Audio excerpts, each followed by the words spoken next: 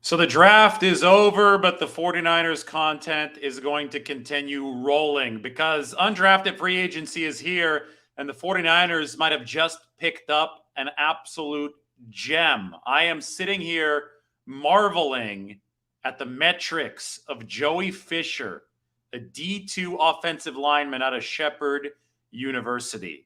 This is no joke right now. He's got a crazy story. He's already over 25 years old. From locksmith to the 49ers. His dad is a locksmith. Shepherd was out of college football for 2 years, during which he was a locksmith.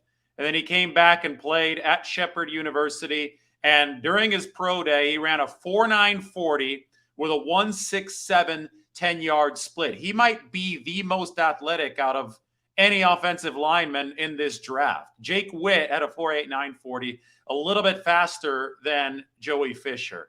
But oh my goodness, these numbers. Okay, first of all, it wasn't at the combine, so there might be a little bit of inaccuracy at the combine. Everybody's running a standard, uniformly timed 40-yard dash. It's going to be electronically timed. I don't have word yet if this was an electronically timed 40 or not, but 4.9, whichever way you look at it, is fast, and 31 out of 32 NFL teams were at Joey Fisher's pro day. The one thing that you cannot fake is this: 40 bench press repetitions. The top mark was Andrew Voorhees out of USC.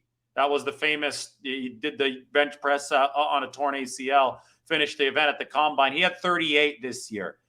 Joey Fisher had 40. So he would add more bench press reps than anybody at the combine. And at least according to the numbers from his pro day, of 4.940 and a 1.67 10-yard split. As I said, the story has been insane for Joey Fisher. Initially a 3-star recruit, so he wasn't always off the radar, but initially a 3-star recruit, went to Maryland. DJ Durkin, the former coach there, took over because Fisher had committed to the previous staff, and Durkin didn't like him as a prospect and said, you need to change to a tight end. And Joey Fisher said no. But that does speak to this athleticism right here, that staff wanted him as a tight end. Rejected by Joey Fisher. He decided to go instead to Towson University in Maryland. He's from Maryland. Didn't like it there. Withdrew from Towson. Towson, by the way, is where Brian Fleury, 49ers tight ends coach, played quarterback. But after he withdrew from Towson, Joey Fisher was that locksmith for 2 years. And then he enrolled at small school Shepherd University. So you may be wondering, why wasn't this guy drafted with these insane splits? You know, the 4.940, the 1.67 10-yard split. That would have been the best out of all guards. It would have been the best of everybody but one offensive tackle. And obviously the bench press reps, that would have been better than any offensive lineman. So you're wondering, why wasn't this guy drafted? Well, I think it's because he went D2. Because he's already over 25 years old. The draft is a young man's game. Football's a young man's game. So teams shied away from drafting him because they haven't seen him play against top-level competition yet. But he did go to the NFLPA Collegiate Bowl, and according to all the scouts there, Joey Fisher more than held his own. So the 49ers, the first thing they did after this draft ended is they signed this guy. He's gone from being a locksmith to the 49ers. And as we know, the 49ers did not draft any offensive linemen, but I've been advocating for years now that the 49ers need to continue sprucing up the offensive line. And my question is, might Joey Fisher be somebody that can spruce up that 49ers offensive line in the way that they need? Right here on the depth chart, I'm going to copy and paste the link, toss it into the chat section. You can have a quick look. The depth chart right here, it's linked in the chat section. You could see all of the rookies the 49ers are adding. So this is really a live piece that's updating as they sign undrafted free agents. All the rookies are highlighted in this bright yellow or gold or whatever color you want to call it. I have Joey Fisher right here right now at third string behind Colton McKivitz and Jalen Moore at right tackle. Joey played right tackle at Shepherd over his time there. There seems to be some uncertainty about whether or not he's going to play guard or tackle at the next level if he does make it. If there is a physical weakness, it is that his arms are a little bit short at I think 31, 32 inches.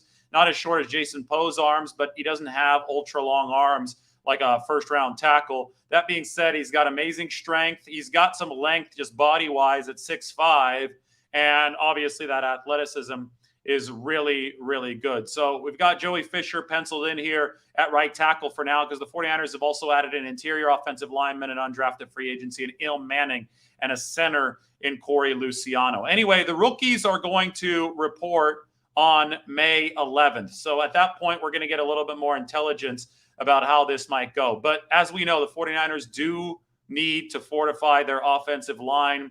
They didn't have a premium pick to do it with one of the surefire prospects, and I guess there is no such thing as a surefire prospect in the NFL draft. But without a premium pick, they decided not to pick anybody in the lower rounds because they wanted to make sure that whichever offensive lineman that they spent draft capital on actually had a good chance of making the team. And the problem for O-linemen is you have to be good enough as a standalone O-lineman. Special teams is not going to help you make the 53-man roster. So it became more advantageous to add O-linemen through undrafted free agency because there the 49ers wouldn't burn draft capital. And it appears that they gambled on Joey Fisher here as an undrafted free agent, a priority free agent. They decided to wait, give him a nice little signing bonus. We don't know what that number is yet. It's not publicly available yet. But without burning a draft pick, they're able to bring Joey Fisher aboard. Now we get to find out exactly how good this guy is. He's going to be at the 49ers rookie mini camp on May 11th, so we'll pay close attention to that, and then we'll start paying close attention to OTAs.